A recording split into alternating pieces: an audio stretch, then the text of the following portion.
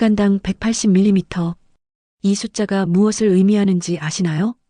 이것은 1시간 동안 1평방미터에 180리터의 물이 쏟아진다는 뜻입니다. 양동이로 치면 약 90개 분량, 욕조로 치면 1개 반. 그것이 단 1시간 만에 하늘에서 쏟아진다는 겁니다. 인천국제공항에 바로 이 재앙이 찾아왔습니다. 활주로는 순식간에 호수로 변했고 수천 명의 승객은 절망에 빠졌습니다. 런던 히드로 공항. 이런 상황에서 그날 30년 경력의 영국인 항공 엔지니어 제임스는 딸의 결혼식을 포기했습니다.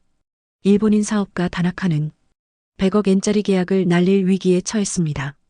신혼여행을 떠나는 한국인 신혼부부는 평생의 꿈이 무너지는 걸 지켜봐야 했습니다. 모두가 포기했습니다. 모두가 절망했습니다. 하지만 그들은 몰랐습니다. 지하 15m 깊은 곳에서 보이지 않는 전쟁이 시작됐다는 것을, 10년 전부터 준비된 비밀 무기가 있었다는 것을, 그리고 단 한 명도 포기하지 않은 수백 명의 영웅들이 있었다는 것을. 불가능이 가능으로 바뀌었습니다. 어떻게 이게 가능했을까요? 세계 최고의 공항들도 하지 못한 일을 인천공항은 어떻게 해낸 걸까요? 오늘 그날의 진실을 파헤쳐 보겠습니다. 지하배수 통제실에서 일어난 일, 심장마비 직전까지 간 한 남자의 이야기, 빗속에서 목숨 걸고 뛰어든 정비사들, 그리고 전 세계가 경악한 29분의 비밀. 이 영상을 끝까지 보시면 여러분은 진짜 영웅이 누구인지 알게 될 것입니다. 그리고 아마도 가슴 뭉클한 감동을 느끼실 겁니다. 자, 그럼 시작하겠습니다. 세계가 놀란 그날의 기록.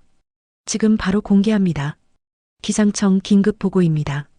시간당 180mm 폭우가 30분 내 공항으로 접근 중입니다. 28년 경력의 관제사 강민수는 레이더 화면을 응시했다. 녹색이어야 할 화면이 붉은색으로 물들어 있었다. 그의 손가락이 미세하게 떨렸다. 28년간 수많은 기상 악화를 겪었지만 이런 수치는 처음이었다. 180mm라고? 이건 재난 수준이잖아. 강민수의 목소리에는 억눌린 긴장감이 배어 있었다. 옆자리의 후배 이지연이 얼굴이 하얗게 질린 채 물었다. 선배님, 활주로 배수 시스템이 감당할 수 있을까요? 강민수는 대답 대신 비상 프로토콜 버튼을 눌렀다. 삐삐삐경보음이 관제탑 전체에 울려 퍼졌다. 순간 그의 머릿속에 10년 전 방콕 수완나품 공항의 참사가 스쳐 지나갔다. 당시 폭우로 공항이 완전히 마비됐고 3일간 수만 명의 승객이 발이 묶였다. 공항 바닥에서 잠을 청하는 사람들, 울음을 터뜨리는 아이들, 분노로 항의하는 승객들. 그 혼돈의 현장이 생생했다. 설마 인천공항도 그렇게 되는 건 아니겠지. 하지만 강민수는 자신도 확신할 수 없었다. 시간당 180mm는 이론상으로만 존재하던 최악의 시나리오였다. 전 공항 비상 배치, 모든 부서의 재난 대응 1단계 발령. 강민수의 명령이 떨어지자 관제탑은 순식간에 전쟁터로 변했다. 7명의 관제사들이 각자의 자리에서 헤드셋을 쓰고 스크린을 응시했다. 누군가는 활주로 위의 항공기들과 교신하고 누군가는 기상 데이터를 분석했다. 현재 활주로에 대기 중인 항공기 17대, 착륙 대기 중인 항공기 23대입니다. 모든 이륙 예정 항공기, 즉시 게이트로 복귀 지시. 착륙 예정 항공기들에게 김포, 청주 대체 공항 안내. 관제탑은 일사불란하게 움직였다. 하지만 모두의 눈빛에는 불안이 서려 있었다. 오후 2시 47분 첫 빗방울이 떨어지기 시작했다. 처음엔 몇 방울에 불과했다.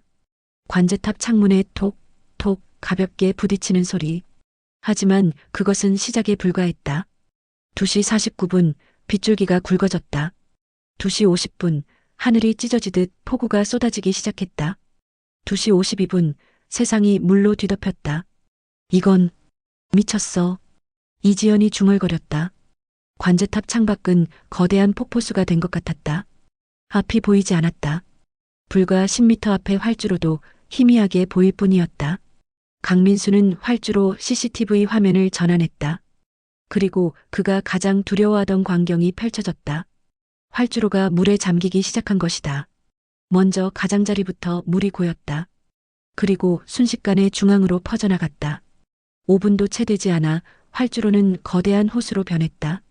물의 깊이는 점점 깊어졌다. 활주로 1번, 침수 시작. 제3활주로, 배수 시스템 가동 중이지만 따라가지 못하고 있습니다. 보고가 쏟아졌다. 강민수의 이마에 땀이 송글송글 맺혔다.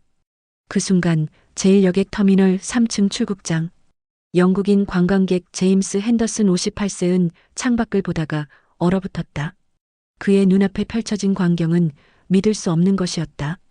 거대한 항공기들이 떠 있어야 할 활주로가 완전히 물에 잠겨 있었다. 마치 호수 위에 항공기들이 떠 있는 것처럼 보였다. 제임스는 30년간 항공 엔지니어로 일하며 전 세계 공항을 다녔다. 런던, 파리, 프랑크푸르트, 싱가포르, 도쿄. 수많은 공항을 봤지만 이런 광경은 처음이었다. 옆에 있던 아내 엘리자베스가 떨리는 목소리로 물었다. 제임스, 저게 정상인 거예요? 우리 런던행 비행기는 어떻게 되는 거예요? 정상일 리가 없어, 여보. 저건, 제임스는 말을 잇지 못했다. 저건 완전한 재난이야. 그의 머릿속에 2011년 방콕 공항의 악몽이 떠올랐다. 당시 그도 폭우로 발이 묶여 공항 바닥에서 이틀을 보냈다. 먹을 것도 부족했고 화장실도 부족했다.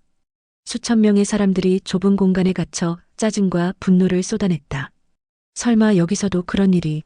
전광판의 출발 정보가 하나씩, 둘씩 지연으로 바뀌기 시작했다.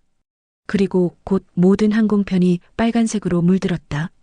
대기실이 술렁이기 시작했다. 뭐야? 왜 지연이야?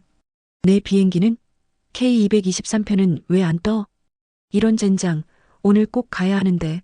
사람들의 목소리가 점점 커졌다. 출국장 곳곳에서 승객들이 항공사 직원들을 둘러쌌다. 한국인 여성이 울먹이며 항공사 직원에게 매달렸다. 제발요, 제 딸이 내일 결혼식이에요. 꼭 가야 한다고요.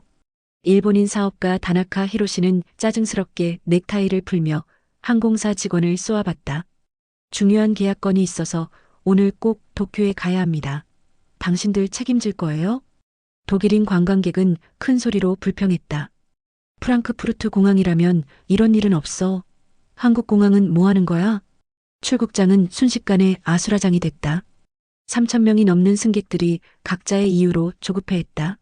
누군가는 가족을 만나러 가는 길이었고, 누군가는 평생의 꿈인 여행을 떠나는 중이었고, 누군가는 생사가 걸린 일을 앞두고 있었다.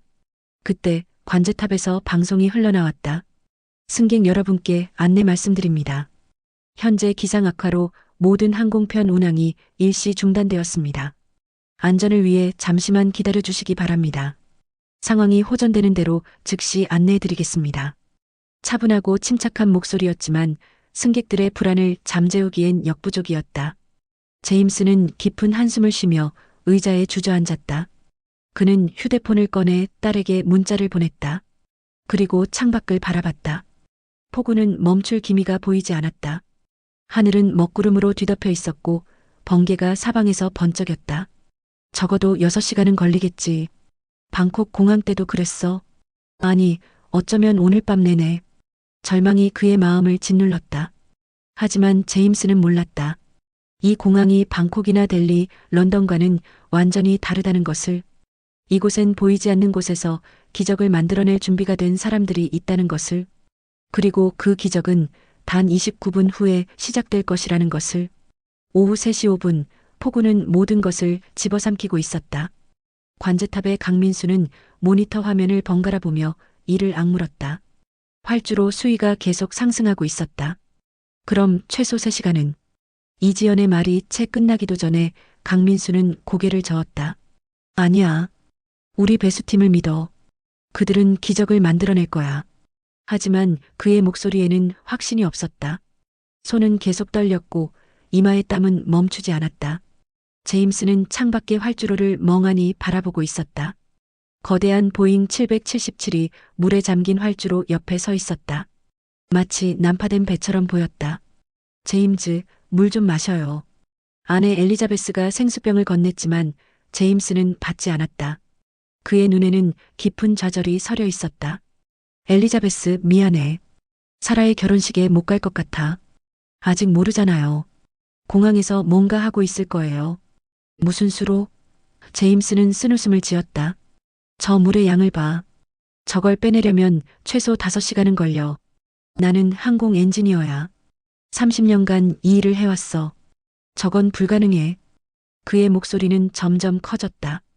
주변의 승객들이 그를 쳐다봤지만 제임스는 개의치 않았다. 2011년 방콕 공항 기억나? 우리 이틀간 공항에 갇혔잖아. 여기도 마찬가지야. 최소 오늘 밤은 여기서 자야 할 거야. 엘리자베스는 남편의 손을 꽉 잡았다. 당신 진정해요. 사람들이 다 쳐다봐요. 하지만 제임스만 그런 게 아니었다. 출국장 곳곳에서 사람들의 목소리가 높아지고 있었다. 게이트 38번 앞 일본인 사업가 다나카 히로시는 항공사 직원과 언쟁 중이었다. 도대체 언제 출발합니까? 나는 오사카에 오늘 저녁 7시까지 도착해야 한다고요. 파란색 유니폼을 입은 젊은 여직원은 당황한 표정으로 대답했다. 죄송합니다, 고객님. 현재 기상 상황으로 인해 정확한 출발 시간을 말씀드리기 어렵습니다. 어렵다고? 그게 답이에요? 다나카의 얼굴이 붉어졌다. 나는 100억 엔짜리 계약건이 걸려 있어요. 당신들이 책임질 거예요? 고객님, 저희도 최선을 다하고 있습니다. 안전이 최우선입니다. 안전? 다나카는 비웃듯 웃었다. 도쿄 하네다 공항이라면 벌써 대책을 마련했을 겁니다. 한국 공항은 준비가 안 됐어요. 인정하세요. 그의 목소리가 커지자 주변 승객들이 모여들었다. 일부는 다나카에게 동조했다. 맞아요. 우리 언제까지 기다려야 해요? 제 아들이 미국에서 수술을 기다리고 있어요. 제발 좀 해주세요. 환불해주세요. 다른 교통편을 찾아볼게요. 항공사 직원은 땀을 흘리며 승객들을 진정시키려 했지만 역부족이었다. 게이트 52번 앞 중국인 단체 관광객 30명은 바닥에 주저앉아 있었다. 그들의 가이드는 전화기를 붙잡고 여행사와 실랑이 중이었다. 제주도로 가는 비행기인데 이렇게 오래 걸릴 리가 없어요. 손님들이 다 화났단 말이에요. 노인 한 분이 가이드에게 다가왔다. 우리 호텔 예약은 어떻게 돼요? 취소되는 거 아니에요? 아니에요, 할머니. 제가 연락해 볼게요. 조금만 기다려주세요. 하지만 가이드의 얼굴에는 불안이 가득했다. 게이트 29번 앞 신혼여행을 떠나는 한국인 젊은 부부. 신부가 울먹이며 말했다. 여보, 우리 몰디브 리조트 예약. 첫날 취소되면 환불 안 돼요. 신랑은 아내를 안아주며 대답했다. 괜찮아.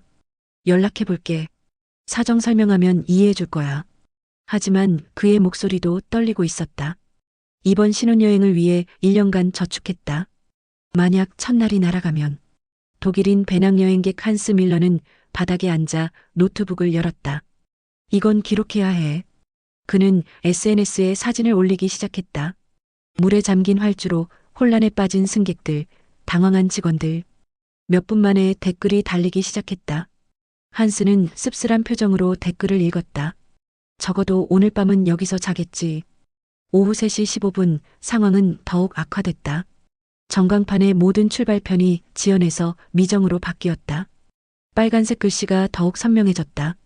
승객들 사이에서 패닉이 퍼지기 시작했다. 미정이라고? 그게 무슨 뜻이에요? 언제 떠나는지도 모른다는 얘기잖아. 이거 완전 난리 났네. 호텔이라도 잡아야 하나? 정보 데스크 앞에는 수백 명의 승객들이 줄을 섰다. 직원들은 쉴 새 없이 전화를 받고 설명하고 사과했다. 죄송합니다, 고객님. 현재로선 정확한 시간을. 기상 상황이 호전되는 대로. 네, 호텔 바우처는 6시간 이상 지연 시. 모두가 기다릴 수밖에 없었다. 카페와 식당들은 순식간에 만석이 됐다. 사람들은 긴 시간을 보낼 준비를 하기 시작했다. 커피를 주문하고 샌드위치를 사고 충전기를 꽂았다. 편의점에서는 생수와 간식이 동났다. 죄송합니다. 생수는 품절입니다. 출국장 바닥에는 하나둘씩 사람들이 앉기 시작했다. 짐을 베고 누운 사람, 무릎을 안고 앉은 사람, 벽에 기댄 사람. 공항은 거대한 대피소로 변하고 있었다. 제임스는 게이트 42번 의자에 앉아 딸에게 전화를 걸었다. 사라, 아빠야. 미안하다. 공항이 폭우로 완전히 마비됐어. 아빠가 내 결혼식에 못 갈 것 같구나. 전화기 너머로 딸의 울음소리가 들렸다. 아빠, 괜찮아요. 안전이 먼저예요. 하지만 딸의 목소리는 분명히 떨리고 있었다. 제임스는 눈시울이 뜨거워졌다. 사라야, 아빠가 꼭 보상해줄게. 약속한다. 전화를 끊은 제임스는 고개를 떨구었다. 30년 항공업계에서 일하며 항상 정시성과 효율성을 강조했던 그였다. 하지만 지금 그는 무력했다. 자연 앞에서 인간은 한없이 작았다. 다나카는 창밖을 보며 중얼거렸다. 역시 한국이야. 준비가 안 됐어. 일본이라면 이미 대체 방안을 마련했을 텐데. 한스는 노트북에 타이핑했다. 사람들은 각자의 방식으로 절망을 표현했다. 누군가는 분노로, 누군가는 체념으로, 누군가는 눈물로. 공항 전체가 무거운 침묵과 한숨으로 가득 찼다. 그리고 그 순간 아무도 몰랐다. 지하 15m 깊은 곳에서 기적이 시작되고 있다는 것을, 보이지 않는 곳에서 수백 명의 사람들이 움직이고 있다는 것을, 그리고 이 절망이 단 29분 만에 희망으로 바뀔 것이라는 것을. 1번 펌프 최대 출력 가동, 2번, 3번 순차 작동, 4번 대기. 배수팀장 박철호의 외침이 콘크리트 벽에 울려 퍼졌다. 50대 중반의 그는 20년간 인천공항에 보이지 않는 영웅으로 일해왔다. 하지만 오늘 같은 날은 처음이었다. 통제실은 전쟁터였다. 50여 개의 모니터가 깜빡이며 실시간 데이터를 쏟아냈다. 활주로 곳곳에 설치된 수위 센서, 268개 배수구의 상태, 12개 대형 펌프의 작동 현황. 땀이 박철호의 이마에서 턱으로 흘러내렸다. 그는 와이셔츠 소매를 걷어올리며 모니터를 응시했다. 계속 상승 중입니다. 부팀장 김성준이 다급하게 보고했다. 그의 목소리는 떨리고 있었다. 이번 활주로도 13.2cm 팀장님, 이대로면. 포기하지 마. 박철호가 소리쳤다. 우리가 설계한 시스템을 믿어. 이 순간을 위해 10년을 준비했어. 박철호는 10년 전을 떠올렸다. 당시 그는 배수 시스템 설계팀의 핵심 멤버였다. 외국 컨설턴트들이 설계안을 검토하며 비웃었던 그날이 생생했다. 박 팀장, 시간당 150포구를 대비한다고요? 이건 과도한 투자입니다. 독일인 수석 컨설턴트 슈미트 박사가 말했다. 한국에 그런 포구가 올 확률은 0.01%도 안 됩니다. 예산 낭비예요. 박철호는 그때 대답했다. 박사님, 확률이 낮다고 준비하지 않으면 그것이야말로 무책임입니다. 재난은 예고 없이 찾아옵니다. 하지만 비용이. 비용? 박철호의 목소리가 높아졌다. 공항이 하루 마비되면 경제적 손실이 얼마인지 아십니까? 수천억 원입니다. 그리고 그보다 중요한 건 사람들의 신뢰입니다. 결국 박철호는 상부를 설득했다. 시간당 180까지 견딜 수 있는 시스템. 지하 15m 깊이의 거대한 배수로, 268개의 배수구, 12개의 대형 펌프, 총 850억 원의 예산. 많은 사람들이 비판했다. 저 돈으로 터미널을 확장하지. 쓸데없는 걱정이야. 그런 포구는 안 와. 하지만 박철호는 흔들리지 않았다. 그리고 오늘 그의 집념이 시험대에 올랐다. 5번 펌프 가동, 6번 스탠바이. 박철호의 명령에 따라 팀원들이 움직였다. 젊은 엔지니어 이준혁이 키보드를 두드렸다. 5번 펌프 가동 완료. 분당 배수량 200톤. 부족해. 7번, 8번도 가동. 하지만 팀장님, 동시에 8개를 돌리면 전력 부하가. 지금이 아니면 언제 쓸 거야? 박철호가 소리쳤다. 이 순간을 위해 우리가 있는 거야. 지하 배수로에서 굉음이 울렸다. 거대한 펌프들이 일제히 작동하며 물을 빨아들이기 시작했다. 매초 200톤, 268개의 배수구가 동시에 작동하며 활주로에 물을 삼켰다. 모니터 숫자가 움직이기 시작했다. 활주로 1번 수위 14.7cm, 14.5cm, 14.2cm. 떨어지고 있습니다. 김성준이 외쳤다. 하지만 기쁨도 잠시, 경보음이 울렸다. 5번 펌프 온도 상승, 과열 위험. 박철호는 이를 악물었다. 아직 아니야. 조금만 더. 냉각수 주입, 출력 95%로 유지. 하지만 팀장님, 명령이야. 펌프는 극한으로 돌아갔다. 기계의 울부짖음이 지하 통로에 울려 퍼졌다. 마치 거대한 괴물이 물을 삼키는 것 같았다. 수위 12.8cm, 계속 감소 중. 2번 활주로 11.5cm, 3번 활주로 10.2cm. 박철호는 주먹을 꽉 쥐었다. 우리가 해내고 있어. 우리가.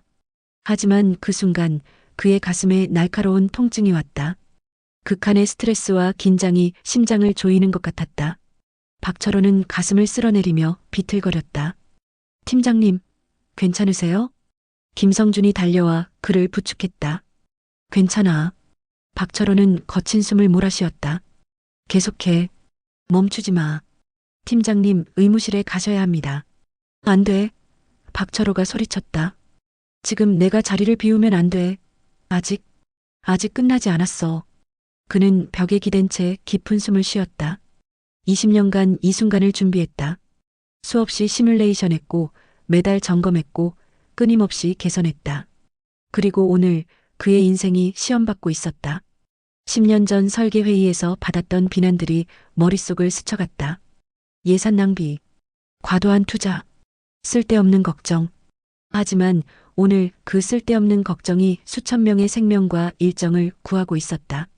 그 예산 낭비가 국가의 신뢰를 지키고 있었다. 팀장님, 이준혁이 외쳤다. 박철호는 고개를 들었다. 모니터의 숫자가 점점 줄어들고 있었다. 계속 가동. 목표는 5cm 이하. 오후 3시 16분. 지상의 관제탑. 강민수는 CCTV 화면을 보며 눈을 의심했다. 이게 가능한 거야? 활주로의 물이 눈에 띄게 빠지고 있었다. 마치 거대한 손이 물을 쓸어가는 것 같았다. 호수처럼 보이던 활주로가 점점 콘크리트 표면을 드러냈다. 선배님, 수위가 급격히 떨어지고 있습니다.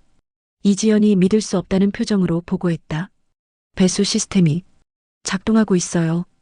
강민수는 무전기를 잡았다. 배수 통제실, 박 팀장님, 들리십니까? 잠시 후 거친 숨소리와 함께 박철호의 목소리가 들렸다. 강 관제사님, 우리가 해내고 있습니다. 팀장님 고맙습니다. 진심으로 감사합니다. 아직 끝나지 않았습니다. 5cm까지 떨어뜨릴 겁니다. 지하 통제실에서 박철호는 모니터를 응시하며 중얼거렸다. 조금만 더. 그의 눈에는 눈물이 맺혀 있었다. 기쁨인지 안도인지 아니면 20년간 쌓인 긴장의 해소인지 알 수 없었다. 오후 3시 22분. 수위 5.2cm 목표치 근저. 이번 활주로 4.8cm. 김성준이 환호성을 질렀다. 해냈습니다. 우리가 해냈어요. 통제실의 모든 팀원들이 서로를 껴안았다. 20대 신입사원부터 50대 베테랑까지 모두가 눈물을 흘렸다. 박철호는 의자에 주저앉았다. 온몸에 힘이 빠졌다. 하지만 그의 얼굴에는 미소가 번졌다. 우리가 해냈어. 우리가. 그 순간 관제탑에서 연락이 왔다. 배수팀 기적을 만들어주셔서 감사합니다. 이제 우리 차례입니다. 강민수의 목소리였다. 박철호는 무전기를 들었다. 관제탑 활주로 준비 완료. 이륙 가능합니다. 수신했습니다. 당신들은 영웅입니다. 박철호는 고개를 저었다. 아닙니다. 우리는 그냥 우리 일을 했을 뿐입니다. 하지만 그는 알고 있었다. 오늘 보이지 않는 곳에서 일어난 이 전쟁이 얼마나 위대한 승리인지를. 오후 3시 23분 관제탑. 강민수는 깊은 숨을 들이마셨다. 28년 경력의 베테랑이지만 지금 이 순간만큼은 신입 시절처럼 긴장됐다. 모든 부서에 통보한다. 운항 재개 준비. 그의 명령과 동시에 공항 전체가 살아 움직이기 시작했다. 마치 잠들어 있던 거대한 생명체가 깨어나는 것 같았다. 정비팀 항공기 점검 시작. 지상조업팀 수화물 탑재 준비. 보안팀 승객 탑승 동선 확보. 급류팀 연료 공급 대기. 각 부서에서 일제히 응답이 들어왔다. 정비팀 수신. 지상조업팀 준비 완료. 보안팀 대기 중. 활주로 옆 정비 경납고. 정비팀장 윤성호 47세는 팀원들을 모았다. 15명의 정비사들이 그 앞에 섰다. 아직도 비는 내리고 있었다. 좋아, 들어라. 지금부터 우리는 빗속으로 나간다. 활주로의 모든 항공기를 점검해야 해. 폭우로 인한 손상 여부, 엔진 상태, 타이어 압력, 전자 시스템. 모든 걸 확인한다. 20대 신입 정비사 강태양이 손을 들었다. 팀장님, 17대를 다 점검하려면 최소 2시간은 30분 안에 끝낸다. 네, 30분이요? 윤성호는 단호하게 고개를 끄덕였다. 지금 터미널에는 수천 명이 기다리고 있어. 그들 중 누군가는 가족의 임종을 지켜야 하고 누군가는 인생의 중요한 순간을 앞두고 있어. 우리가 1분을 지체하면 그들의 인생이 1분씩 늦춰지는 거야. 정비사들의 눈빛이 변했다. 15명의 정비사들이 빗속으로 뛰어나갔다. 각자 담당 항공기로 달려가며 체크리스트를 꺼냈다. 강태양은 보잉 777 앞에 섰다. 거대한 항공기는 여전히 빗물에 젖어 있었다. 그는 사다리를 타고 올라가 엔진을 점검하기 시작했다. 엔진 커버 상태 정상. 터빈 블레이드 이상 무. 오일 누출 없음.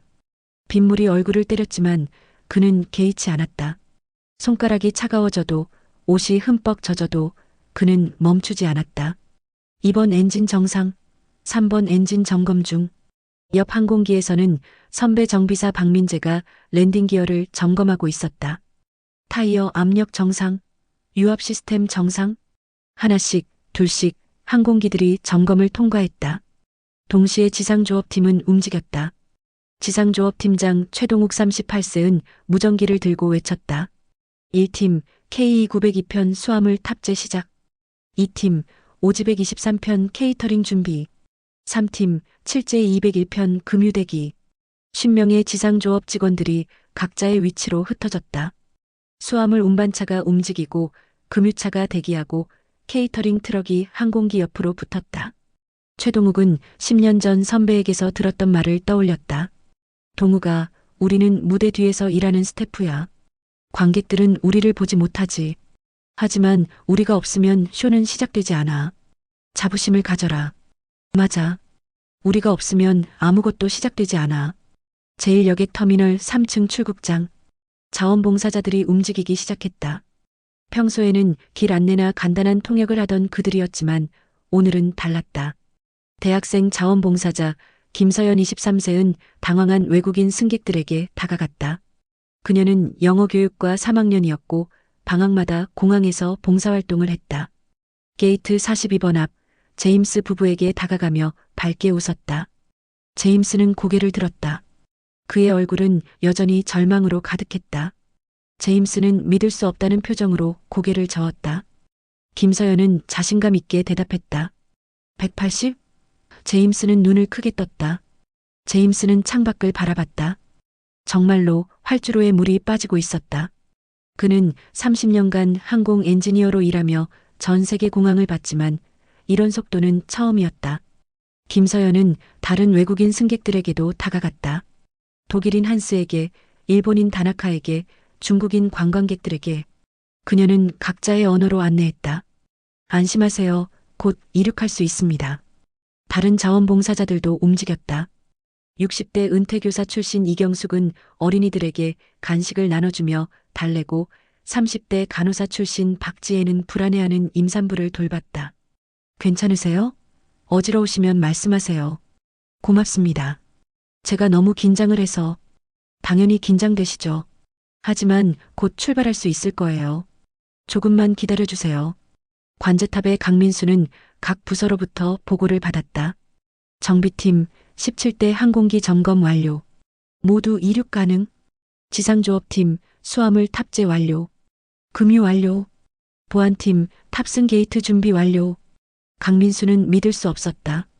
불과 30분도 안 돼서 모든 준비가 끝났다. 이지연, 이게 정말 가능한 거야? 이지연도 놀란 표정이었다. 선배님, 저도 믿기지 않아요. 하지만 모든 부서가 보고했어요. 준비 완료래요. 강민수는 창밖을 바라봤다. 활주로는 거의 말라 있었다. 비는 여전히 내렸지만 이제 문제가 되지 않았다. 배수 시스템이 실시간으로 물을 빼내고 있었다. 그는 깊은 숨을 들이마셨다. 좋아. 그럼 시작하자. 첫 번째 항공기 KE901편 호출. 조종석에서 기장의 목소리가 들렸다. 잠시 침묵이 흘렀다. 기장도 믿기 어려웠던 것이다. 강민수는 미소 지었다. 거대한 보잉 777이 게이트에서 천천히 뒤로 물러났다. 그리고 활주로를 향해 움직이기 시작했다. 터미널 창가에 모여있던 승객들이 그 광경을 지켜봤다. 저것 봐. 움직이고 있어. 정말 떠나는 거야? 믿을 수 없어. 제임스는 아내의 손을 꽉 잡았다. 그의 눈에 눈물이 맺혔다. 엘리자베스도 울었다. 다나카는 항공사 직원에게 고개를 숙였다. 죄송합니다. 제가 오해했습니다. 한국의 시스템을 제가 무시했습니다. 직원은 부드럽게 미소 지었다. 괜찮습니다, 고객님. 저희도 이해합니다. 하지만 우리 공항을 믿어주세요. 우리는 절대 포기하지 않습니다. 한스는 휴대폰을 꺼내 동영상을 찍기 시작했다. 오후 3시 30분. K901편이 활주로에 진입했다. 거대한 엔진이 굉음을 내며 힘을 냈다. 항공기가 가속했다. 빗속을 뚫고 하늘을 향해 솟구쳤다. 터미널에서 환호성이 터졌다. 떴어. 출발했어. 우리도 곧 탈 수 있어. 사람들은 서로를 껴안고 울고 웃었다. 그리고 그 순간 모두가 깨달았다. 기적이 일어났다는 것을. 29분 만에 첫 번째 항공기가 하늘로 사라지자 터미널 전체가 들썩였다. 절망에 빠져있던 사람들의 얼굴에 희망이 피어올랐다. 다음은 우리 비행기야. 정말 떠나는 거야, 정말. 전광판의 빨간 글씨들이 하나씩 초록색으로 바뀌기 시작했다. 지연이 탑승 중으로 미정이 정시로 바뀌었다. 게이트 42번 앞 제임스는 아내를 껴안고 눈물을 흘렸다. 여보, 우리 사라 결혼식에 갈 수 있어. 정말로 갈 수 있어. 엘리자베스도 울먹이며 말했다. 당신 한국 사람들이, 이 사람들이 기적을 만들었어요. 제임스는 창밖을 바라봤다.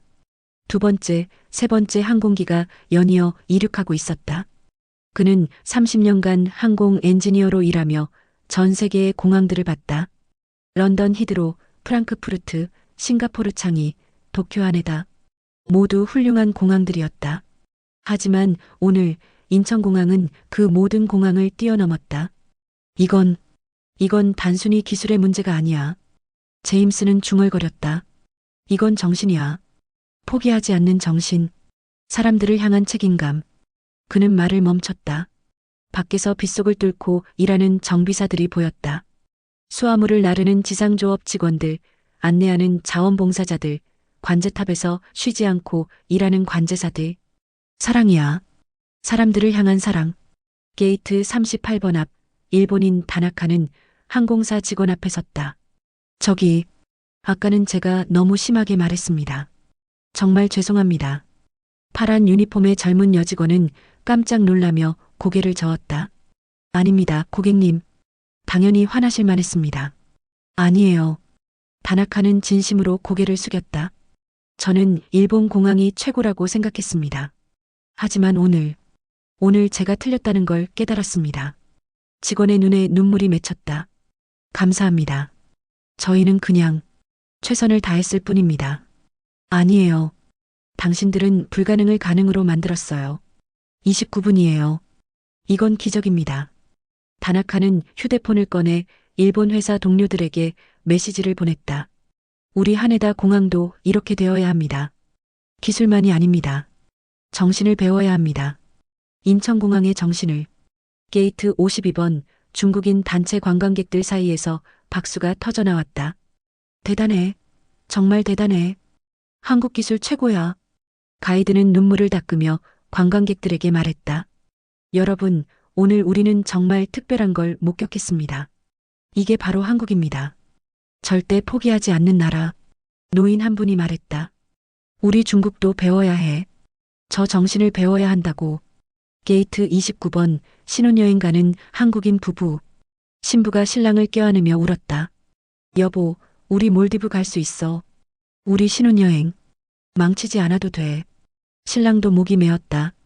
우리나라 사람들이 해냈어. 정말 대단한 사람들이야. 게이트 15번 독일인 배낭여행객 한스는 노트북 앞에 앉아 이전에 쓴 글을 지우고 있었다. 인천공항 대재난. 이라고 썼던 제목을 지우고 새로 썼다.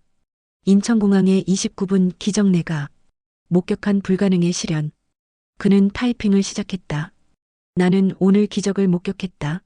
시간당 180mm의 폭우, 완전히 잠긴 활주로, 절망에 빠진 수천 명의 승객들, 모든 조건이 최악이었다. 나는 오늘 밤을 공항에서 보낼 준비를 했다. 하지만 단 29분 만에 상황이 역전됐다. 이것은 단순히 좋은 배수 시스템의 문제가 아니다. 프랑크푸르트에도 좋은 시스템이 있다. 런던에도, 파리에도, 암스테르담에도. 하지만 인천공항이 다른 건 시스템 뒤에 있는 사람들이다. 지하 15m에서 목숨 걸고 펌프를 돌리는 엔지니어들, 빗속에서 항공기를 점검하는 정비사들, 쉬지 않고 승객을 안내하는 자원봉사자들, 한치의 실수도 용납하지 않는 관제사들.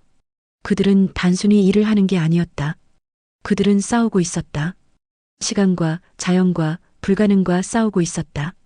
그리고 그들은 이겼다. 한스는 사진을 첨부했다. 하늘로 솟구치는 항공기, 웃고 있는 승객들, 빗속에서 일하는 직원들. 해시태그 인천공항, 해시태그 29분의 기적, 해시태그 엔지니어링의 경이로움. 업로드 버튼을 눌렀다. 순식간에 조회수가 올라가기 시작했다. 1천, 5천, 1만. 댓글들이 쏟아졌다. 이게 진짜예요? 29분 만에? 인천공항 진짜 대단하네요. 나도 거기 있었어요.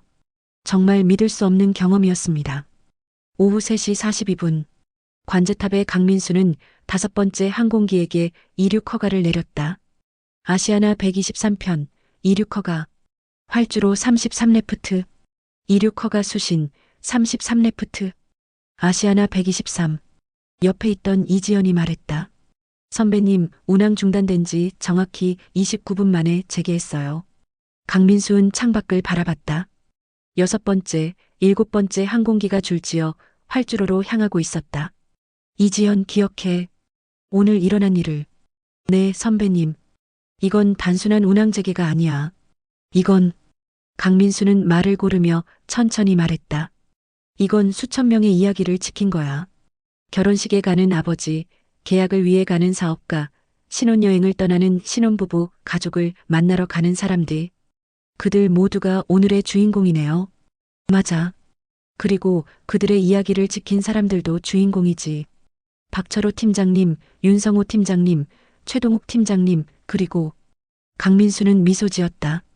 그냥 자기 일을 한 모든 평범한 사람들. 제1여객 터미널 1층, 입국장. 캐나다인 기자 사라 톰스는 노트북을 펼쳤다. 그녀는 CNN 아시아 특파원이었다. 제목 29분의 기적 마이너스 인천공항이 자연을 이긴 방법. 2024년 8월 9일 한국 인천국제공항에서 항공 역사상 가장 놀라운 일이 일어났다. 시간당 180mm의 폭우가 공항을 강타했다. 활주로는 완전히 물에 잠겼다. 정상적인 상황이라면 최소 5시간, 길게는 하루 이상 공항이 마비됐을 것이다. 하지만 인천공항은 단 29분 만에 운항을 재개했다. 이것이 어떻게 가능했을까?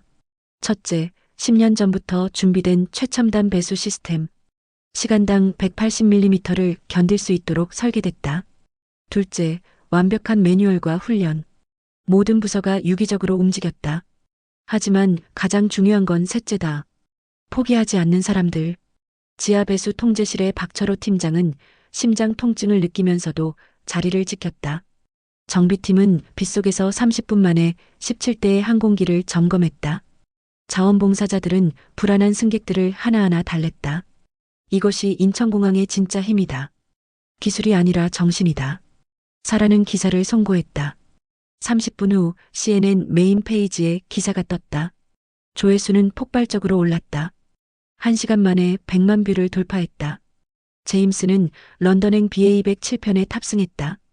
자리에 앉으며 창밖을 바라봤다. 아직도 비는 내리고 있었지만 활주로는 깨끗했다. 여보, 사라한테 전화할까? 그래요. 우리 제 시간에 도착한다고 말해줘요. 제임스는 전화를 걸었다. 사라야, 아빠야. 곧 출발한단다. 제 시간에 도착할 거야. 내 결혼식? 아빠가 꼭 갈게. 전화기 너머로 딸의 기쁨의 비명이 들렸다. 아빠, 정말요? 오, 세상에. 어떻게 된 거예요? 기적이 일어났어, 딸아. 29분의 기적. 항공기가 활주로로 향했다. 제임스는 창밖을 보며 중얼거렸다. 고맙습니다. 인천공항의 모든 분들께 당신들은 오늘 제 인생에서 가장 중요한 순간을 지켜주었습니다. 항공기가 하늘로 솟구쳤다. 그리고 그 아래 인천공항은 계속 움직이고 있었다. 다음 기적을 위해 모든 항공기가 정상 운항을 시작했지만 박철호와 팀원들은 여전히 자리를 지키고 있었다. 모니터 화면에는 여전히 활주로 수위가 표시되고 있었다. 5.1cm. 안전 범위 유지 중입니다. 김성준이 보고했다. 하지만 그의 목소리는 떨리고 있었다. 박철호는 의자에 기댄 채 천장을 바라봤다. 온몸에 힘이 빠져나가는 것 같았다.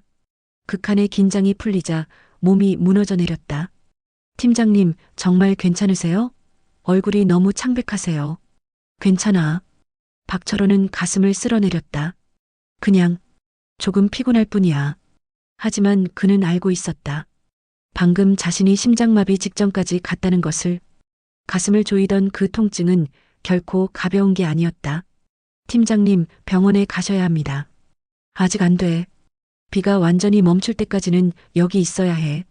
박철호는 모니터를 응시했다. 10년 전 이 시스템을 설계할 때를 떠올렸다. 당시 상부에서는 예산 문제로 반대했다. 팀장님, 850억 원은 너무 큽니다. 시간당 150mm 기준으로 설계하면 600억으로 가능합니다. 하지만 박철호는 고집했다. 안 됩니다. 180mm까지 대비해야 합니다. 하지만 그런 폭우가 올 확률은 100년에 한 번도 안 됩니다. 그 100년에 한 번이 내일 올 수도 있습니다. 결국 박철호는 사비를 털어 시뮬레이션을 돌렸다. 주말마다 연구실에 나와 데이터를 분석했다. 아내와 아이들은 그를 이해하지 못했다. 여보, 당신은 왜 그렇게 집착해요? 그냥 회사 방침대로 하면 되잖아요. 안 돼. 내가 잘못 설계하면 사람들이 죽을 수도 있어. 항공기가 추락할 수도 있고 공항이 마비될 수도 있어. 나는 그 책임을 질 수 없어. 10개월간의 설득 끝에 결국 상부는 그의 설계안을 승인했다. 850억 원의 예산. 많은 사람들이 비웃었다. 저 돈으로 뭘 더 할 수 있을 텐데. 과도한 투자야.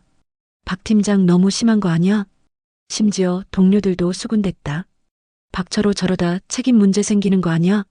하지만 박철호는 흔들리지 않았다. 그리고 오늘 그의 10년이 빛을 발했다. 젊은 엔지니어 이준혁이 다가왔다. 팀장님, 오늘 정말 대단하셨습니다. 저는 처음에 솔직히 의심했어요. 20분 만에 수위를 낮춘다는 게 가능할까 하고요. 박철호는 쓴웃음을 지었다. 나도 확신 없었어.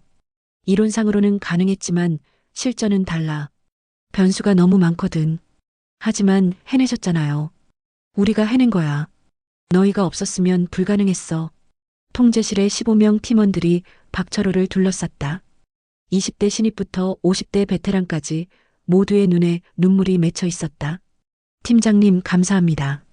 팀장님이 아니었으면 오늘 우리는. 박철호는 고개를 저었다. 고맙긴. 너희가 고맙지. 너희가 포기하지 않았기에 가능했어. 오후 4시 30분 관제탑. 강민수는 창밖을 바라보며 깊은 한숨을 쉬었다. 28년 경력이지만 오늘만큼 긴장한 적은 없었다. 선배님, 커피 드세요. 이지연이 종이컵을 건넸다. 강민수는 받아들며 손을 봤다. 여전히 미세하게 떨리고 있었다. 이지연, 나 솔직히 말하면 오늘 정말 무서웠어. 선배님도요? 그럼 28년 했어도 저런 상황은 처음이야.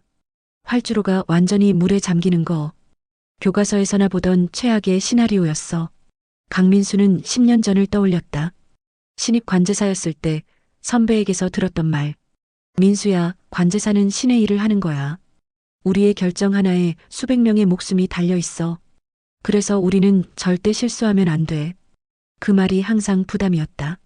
매 순간이 긴장의 연속이었다. 하지만 오늘 그는 깨달았다. 이지연, 나 오늘 배운 게 있어. 뭔데요, 선배님? 우리는 혼자가 아니라는 거. 지하에서 박철호 팀장님이 계시고 활주로에서 정비팀이 있고 터미널에서 자원봉사자들이 있고 우리는 하나의 팀이야. 이지연은 고개를 끄덕였다. 맞아요. 오늘 그걸 느꼈어요. 모두가 하나의 목표를 향해 움직였어요. 그래. 그게 진짜 힘이야. 정비팀장 윤성호는 빗속을 헤매고 온 팀원들을 보며 눈시울을 붉혔다. 15명 모두가 흠뻑 젖어 있었다. 옷에서는 물이 뚝뚝 떨어졌고 얼굴은 빗물과 땀으로 범벅이었다. 20대 신입 정비사 강태양은 온몸을 떨고 있었다. 팀장님, 저 해냈어요. 제가 혼자서 보잉 777을 점검했어요. 윤성호는 태양의 어깨를 두드렸다. 잘했어. 정말 잘했어. 처음에는 무서웠어요. 이렇게 큰 비행기를 이렇게 짧은 시간에 실수하면 어쩌나 싶었어요. 하지만 해냈잖아. 네. 제가 해냈어요. 태양의 눈에서 눈물이 흘러내렸다. 기쁨의 눈물이었다. 50대 베테랑 정비사 박민재가 다가왔다. 팀장님, 저도 처음에는 불가능하다고 생각했습니다. 30분 만에 17대를 점검한다는 게. 하지만 우리가 해냈어요, 민재 씨. 네. 우리가 해냈습니다.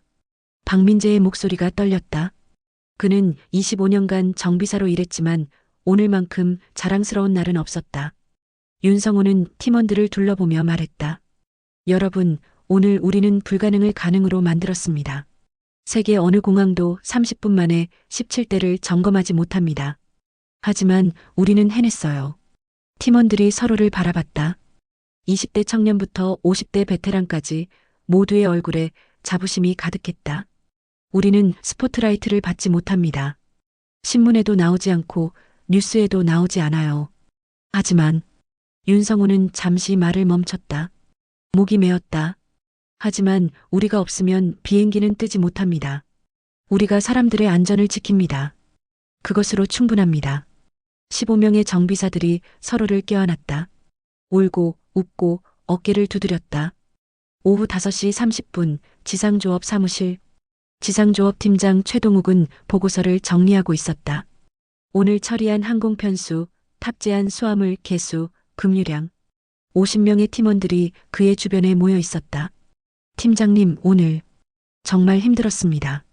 30대 중반의 팀원 이상우가 말했다. 저도 10년 넘게 이 일했지만 오늘 같은 날은 처음이었어요. 최동욱은 고개를 끄덕였다. 나도 마찬가지야. 하지만 우리가 해냈어. 근데 팀장님, 이상한 거 있어요. 뭐? 저는 오늘 일하면서 한 번도 힘들다는 생각을 안 했어요. 그냥 해야 한다는 생각만 들었어요. 최동욱은 미소 지었다. 나도 그랬어. 아마 우리 모두 그랬을 거야. 왜 그럴까요? 최동욱은 창밖을 바라봤다. 항공기들이 줄지어 이륙하고 있었다.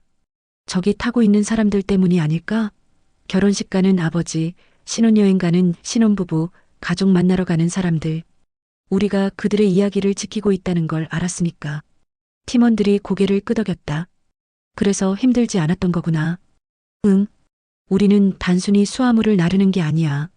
우리는 꿈을 나르는 거지. 오후 6시 제1여객터미널 3층. 자원봉사자 김서연은 의자에 앉아 있었다. 5시간 동안 쉬지 않고 승객들을 도왔다. 다리가 아프고 목이 쉬었지만 그녀는 만족스러웠다.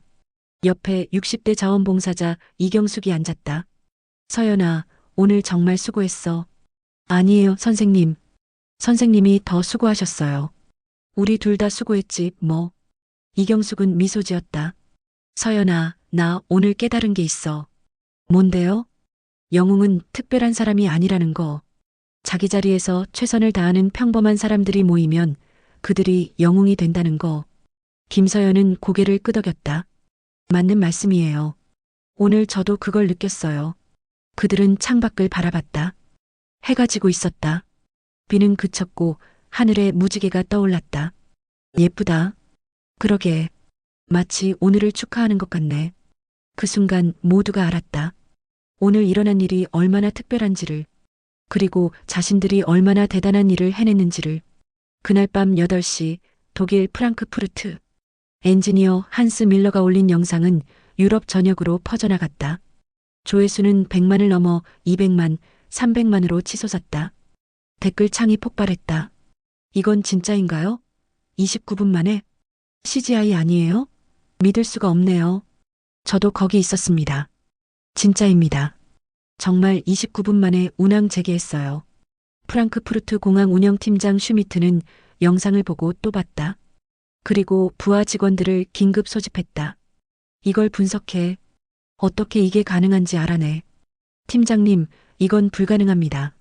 시간당 180mm 폭우에서. 그래서 분석하라는 거야. 인천공항은 해냈어. 우리도 배워야 해. 런던 히드로 공항. 운영이사 제임스 워커는 BBC 뉴스를 보고 있었다. 오늘 한국 인천공항에서 놀라운 일이 일어났습니다. 시간당 180mm의 폭우로 활주로가 완전히 침수됐지만 공항은 단 29분 만에 운항을 재개했습니다. 화면에는 물에 잠긴 활주로와 이륙하는 항공기들이 교차로 나왔다. 항공 전문가들은 이를 공학의 기적이라고 부르고 있습니다. 통상적으로 이런 상황에서는 최소 5시간 이상 걸리는데 워커는 전화기를 들었다. 엔지니어링 팀 불러. 당장 인천공항 시스템을 연구해. 공항 CEO 리 카이웨이는 긴급 회의를 소집했다. 여러분, 오늘 인천공항이 우리를 앞질렀습니다. 회의실이 술렁거렸다. CEO님, 그건 단순히 운이 좋았던 거 아닙니까? 운? 리 카이웨이는 노트북을 돌렸다. 이걸 보십시오. 화면에는 인천공항 배수 시스템 설계도가 떠 있었다. 지하 15m 배수로 268개의 배수구, 12개의 대형 펌프. 이건 10년 전부터 준비된 겁니다. 이건 운이 아닙니다. 철저한 준비죠. 하지만 비용이. 비용? 리 카이웨이의 목소리가 높아졌다. 공항이 하루 마비되면 손실이 얼마인지 아십니까? 오늘 인천공항은 그 손실을 단 29분으로 줄였습니다. 이게 진짜 투자입니다. 도쿄 하네다 공항. 다나카 히로시는 회사 회의실에 서 있었다. 그는 인천공항에서 돌아온 직후 긴급 프레젠테이션을 요청받았다. 여러분, 저는 오늘 기적을 목격했습니다. 임원들이 그를 주시했다. 저는 처음에 한국공항을 무시했습니다. 우리 일본이 최고라고 생각했죠. 하지만 다나카는 자신이 찍은 사진들을 보여줬다. 29분입니다. 단 29분 만에 재난을 극복했습니다. 이건 기술만의 문제가 아닙니다. 그럼 뭡니까? 정신입니다. 포기하지 않는 정신, 사람을 향한 책임감, 그리고 다나카는 잠시 말을 멈췄다. 겸손함입니다. 그들은 10년 전부터 최악을 대비했습니다. 설마 그런 일이 일어나겠어라고 생각하지 않았습니다. 우리가 배워야 할 건 바로 그겁니다. 회의실이 조용해졌다. 오후 9시 CNN 본사. 캐나다인 기자 사라 톰슨의 기사가 메인 페이지에 올라온 지 3시간이 지났다. 조회수는 500만을 돌파했다. 사라, 대단한데요? 이거 올해 최고의 기사가 될 것 같아요. 동료 기자가 말했다. 고마워요. 근데 저도 믿기지 않아요. 이렇게 반응이 뜨거울 줄은. 당연하죠. 이건 단순한 공항 이야기가 아니에요. 이건 인간 승리의 이야기거든요. 사라의 이메일함이 폭발하고 있었다. 전 세계 공항들로부터 인터뷰 요청이 쏟아졌다. 인천공항 시스템에 대해 더 자세히 알고 싶습니다. 박철호 팀장과 인터뷰를 주선해 줄 수 있나요? 우리 공항도 같은 시스템을 도입하고 싶습니다. 사라는 미소 지었다. 이건 정말 특별한 이야기야. 같은 시각 영국 런던. 제임스 핸더슨은 딸 사라의 결혼식에 막 도착했다. 아빠. 사라가 달려와 그를 껴안았다. 아빠, 정말 오셨네요. 어떻게 오신 거예요? 인천공항이 기적을 만들어줬단다. 제임스는 결혼식장에 모인 하객들에게 이야기를 시작했다. 여러분, 제가 오늘 여기 올 수 있었던 건 기적 덕분입니다. 하객들이 궁금한 표정으로 그를 바라봤다. 오늘 오전 인천공항에 시간당 180mm의 폭우가 쏟아졌습니다. 활주로가 완전히 잠겼죠. 저는 딸의 결혼식을 포기했습니다. 오, 제임스? 하지만 단 29분 만에 공항이 운항을 재개했습니다. 하객들이 놀라며 웅성거렸다. 저는 30년간 항공 엔지니어로 일했습니다. 전 세계 공항을 봤죠. 하지만 오늘 인천공항에서 본 것은 그건 단순한 기술이 아니었습니다. 그건 사람입니다. 포기하지 않는 사람들의 힘이었습니다. 제임스는 눈물을 닦았다. 오늘 저는 배웠습니다. 불가능은 없다는 것을, 그리고 그 불가능을 가능으로 만드는 건 기술이 아니라 정신이라는 것을. 결혼식장은 박수로 가득 찼다. 제임스는 집에 돌아와 유튜브 채널을 열었다. 30년 경력의 항공 엔지니어로서 처음으로 리뷰 영상을 만들기로 했다. 제목 30년 경력 항공 엔지니어가 본 인천공항의 기적. 여러분, 안녕하세요. 저는 30년간 항공업계에서 일한 엔지니어입니다. 오늘 제가 경험한 것을 여러분과 나누고 싶습니다. 그는 차분하게 설명하기 시작했다. 통상적으로 활주로 침수 시 프랑크푸르트는 평균 6시간, 런던 히드로는 5시간, 파리 샤를드골은 7시간이 걸립니다. 하지만 인천공항은 29분. 영상은 업로드되자마자 항공 커뮤니티에서 폭발적인 반응을 얻었다. 제임스 핸더슨이 리뷰했다면 진짜네요. 그가 30년 경력이면 신뢰할 수 있어요. 인천공항 정말 대단하네요. 자정, 국제공항협의회 ACI 본부. 사무총장 안젤라 지아니는 긴급 성명서를 작성하고 있었다. 인천공항의 오늘 대응은 전 세계 공항의 새로운 기준이 될 것입니다. 이는 기술과 인간의 완벽한 조화이며 모든 공항이 배워야 할 모범 사례입니다. 성명서는 전 세계 1000여 개 공항에 전달됐다. 다음 날 아침 한국. 주요 언론들이 일제히 보도했다. 인천공항, 세계가 놀란 29분의 기적. CNN, BBC, 뉴욕타임스. 인천공항 극찬 잇따라. 전 세계 공항, 인천공항 시스템 배우기 나서. 박철호는 아침 뉴스를 보며 쓴웃음을 지었다. 이제야 알아주네. 옆에 앉은 아내가 말했다. 여보, 당신 10년 전에 모두가 비웃을 때도 포기하지 않았잖아요. 이제 세상이 당신이 옳았다는 걸 알았어요. 박철호는 고개를 저었다. 아니야. 세상이 알아줘서 한 게 아니야. 그냥 내가 해야 할 일이었어. 하지만 그의 눈에는 눈물이 맺혀 있었다. 10년간의 외로움, 비난, 의심. 그 모든 것이 오늘 보상받는 것 같았다. 관제탑의 강민수는 후배 이지연에게 말했다. 이지연 봤지? 우리가 한 일이 세계 뉴스에 나왔어. 네, 선배님. 신기해요. 하지만 기억해. 우리는 유명해지려고 한 게 아니야. 그냥 우리 일을 했을 뿐이야. 알아요, 선배님. 하지만 그래도 인정받는 건 기분 좋아요. 강민수는 미소 지었다. 그래. 가끔은 인정받는 것도 필요하지. 그날 전 세계가 인천공항을 이야기했다. 트위터, 페이스북, 인스타그램, 유튜브. 모든 SNS가 인천공항으로 가득했다. 해시태그 인천공항은 전 세계 트렌드 1위를 차지했다. 그리고 사람들은 깨달았다. 진짜 위대함은 화려함이 아니라 묵묵함에 있다는 것을. 진짜 영웅은 스포트라이트 아래가 아니라 보이지 않는 곳에 있다는 것을. 일주일 후 인천공항 지하배수 통제실. 박철호는 정기 점검을 하고 있었다. 일주일 전에 그날 이후 언론의 인터뷰 요청이 쏟아졌지만 그는 모두 거절했다. 팀장님, CNN에서 또 연락 왔습니다. 꼭 인터뷰하고 싶대요. 김성준이 말했다. 거절해. 나는 할 말이 없어. 하지만 전 세계가 팀장님을 만나고 싶어 해요.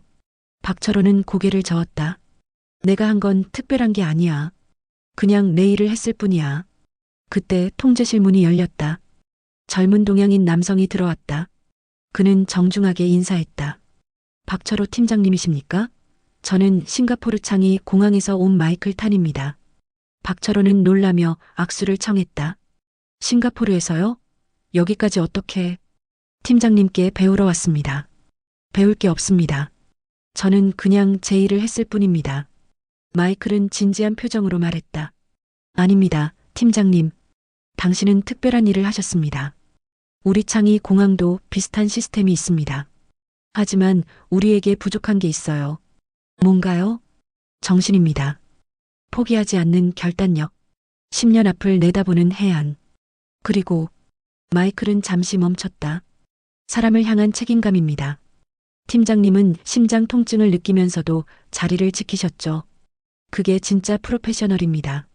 박철호는 당황스러웠다. 그건 당연한 거 아닙니까? 아닙니다.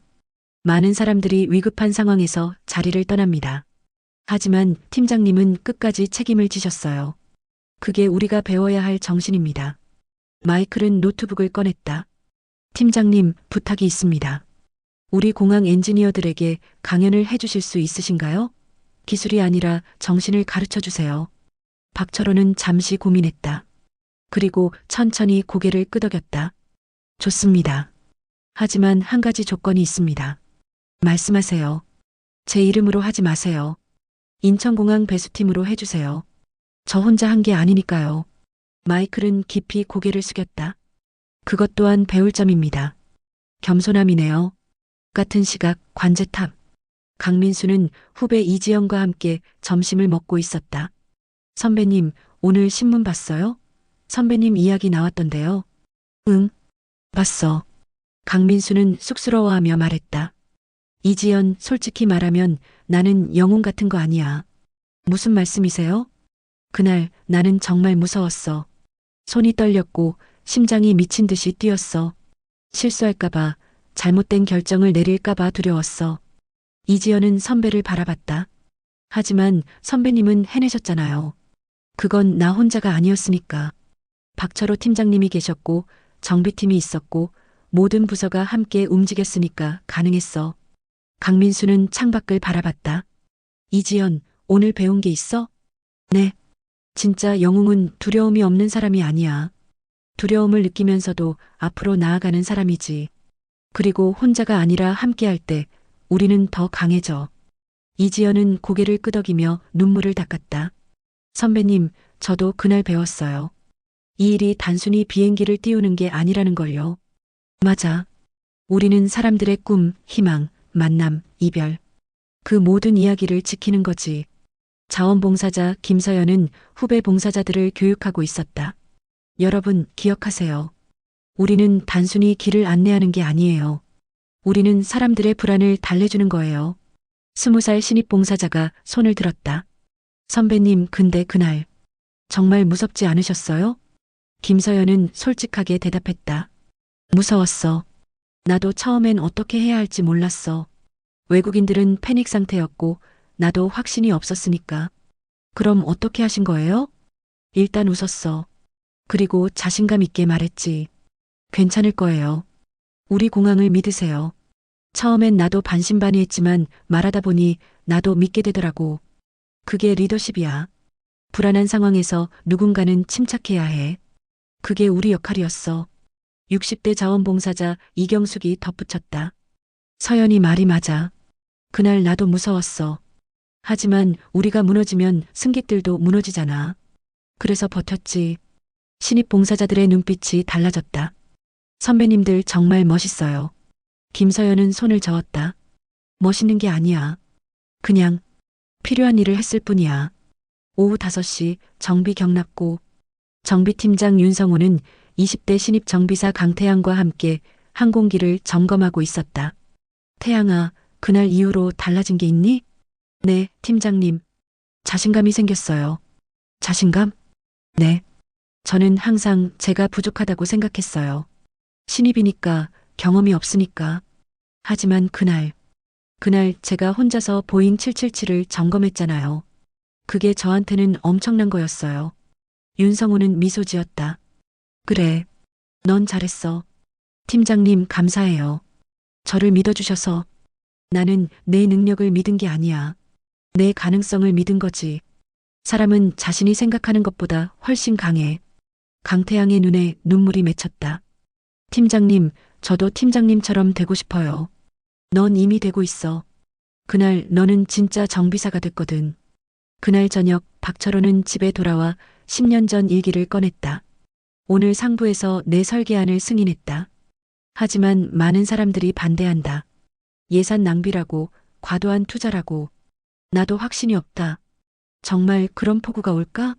내가 너무 걱정이 많은 걸까? 하지만 만약, 정말 만약 그런 날이 온다면, 그리고 내가 준비하지 않았다면, 나는 그 책임을 질 수 없다. 그래서 한다. 아무도 알아주지 않아도, 아무도 고마워하지 않아도 나는 준비할 것이다. 박철호는 10년 후의 날짜에 새로운 글을 썼다. 2024년 8월 9일. 오늘 10년 전의 나의 선택이 빛을 발했다. 세상이 나를 영웅이라고 부른다. 하지만 나는 영웅이 아니다. 나는 그냥 내가 해야 할 일을 했을 뿐이다. 오늘 배운 것 진짜 위대함은 화려함이 아니라 묵묵함에 있다. 진짜 용기는 두려움이 없는 게 아니라 두려움 속에서도 앞으로 나아가는 것이다. 그리고 진짜 성공은 혼자가 아니라 함께할 때 온다. 10년 전에 나에게 말하고 싶다. 잘했어. 내가 옳았어. 포기하지 않아서 고마워. 그날 밤 인천공항은 다시 평온했다. 수천 개의 불빛이 어둠을 밝혔고 수백 대의 항공기가 하늘과 땅을 오갔다. 지하 15m 배수 통제실에서는 야간 근무자들이 모니터를 지키고 있었다. 관제탑에서는 관제사들이 교신하고 있었다. 활주로에서는 정비사들이 점검하고 있었다. 터미널에서는 자원봉사자들이 승객을 돕고 있었다. 모두가 자기 자리에서 보이지 않는 곳에서 묵묵히 일하고 있었다. 그들은 알고 있었다. 오늘의 평온이 누군가의 노력 덕분이라는 것을, 내일의 안전이 오늘의 준비에서 온다는 것을, 그리고 진짜 영웅은 스포트라이트 아래가 아니라 바로 여기 자기 자리에 있다는 것을. 1년 후 국제공항협회 총회. 박철호는 올해의 엔지니어 상을 받기 위해 단상에 올랐다. 전 세계 1000여 개 공항의 대표들이 기립박수를 보냈다. 감사합니다. 하지만 이 상은 제 것이 아닙니다. 박철호는 천천히 말했다. 이 상은 지하에서 묵묵히 일하는 모든 엔지니어들의 것입니다. 빗속에서 항공기를 점검하는 정비사들의 것입니다. 승객을 돌보는 자원봉사자들의 것입니다. 실수 없이 항공기를 관제하는 관제사들의 것입니다. 우리는 스포트라이트를 받지 못합니다. 신문에도 나오지 않고 뉴스에도 나오지 않습니다. 하지만 우리가 없으면 비행기는 뜨지 못합니다. 우리가 사람들의 안전을 지킵니다. 우리가 꿈을 지킵니다. 그것으로 충분합니다. 그날의 승객들이 일어나 박수를 보냈다. 마이클 탄이 외쳤다. 당신은 우리 모두의 영웅입니다. 박철호는 고개를 저었다. 아닙니다. 우리는 영웅이 아닙니다. 우리는 그냥 우리 일을 사랑하는 사람들입니다. 그날 모두가 깨달았다. 29분. 그것은 단순한 시간이 아니었다. 그것은 10년간의 준비였고 수백 명의 헌신이었으며 포기하지 않는 정신의 증명이었다. 그리고 그 정신은 오늘도 내일도 계속될 것이다. 보이지 않는 곳에서 묵묵히, 하지만 확실하게 누군가의 꿈을 지키며 누군가의 안전을 책임지며 누군가의 이야기를 이어가며, 그렇게 인천공항은 오늘도 날아오른다. 여러분, 오늘 인천공항의 29분 기적 이야기 어떠셨나요? 이 이야기는 단순히 기술의 승리가 아닙니다. 이것은 사람의 이야기입니다. 10년 전 아무도 믿지 않을 때 미래를 준비한 박철호 팀장. 심장 통증을 느끼면서도 자리를 지킨 그의 헌신. 빗속에서 30분 만에 17대를 점검한 정비사들. 두려움 속에서도 침착함을 잃지 않은 관제사들. 불안한 승객들을 하나하나 달래준 자원봉사자들. 이들은 모두 평범한 사람들이었습니다. 하지만 그들이 자기 자리에서 최선을 다했을 때 기적이 일어났습니다. 우리 모두의 삶이 그렇지 않을까요? 때로는 아무도 알아주지 않아도, 때로는 보상이 없어도, 때로는 외롭고 힘들어도 자기 자리에서 묵묵히 최선을 다하는 것. 그것이 진짜 영웅의 모습이 아닐까요? 여러분은 어떻게 생각하시나요? 여러분도 폭우 속 29분 만에 기적을 만든 인천공항을 믿고 여행하시겠습니까? 댓글로 여러분의 생각을 들려주세요. 그리고 이 이야기가 감동적이었다면 구독과 좋아요, 알림 설정 부탁드립니다. 여러분의 구독과 좋아요 하나하나가 저에게는 다음 이야기를 만드는 큰 힘이 됩니다. 다음에는 또 어떤 감동적인 이야기로 찾아올까요? 기대해주세요. 오늘도 자기 자리에서 최선을 다하는 모든 분들을 응원합니다. 시청해주셔서 감사합니다.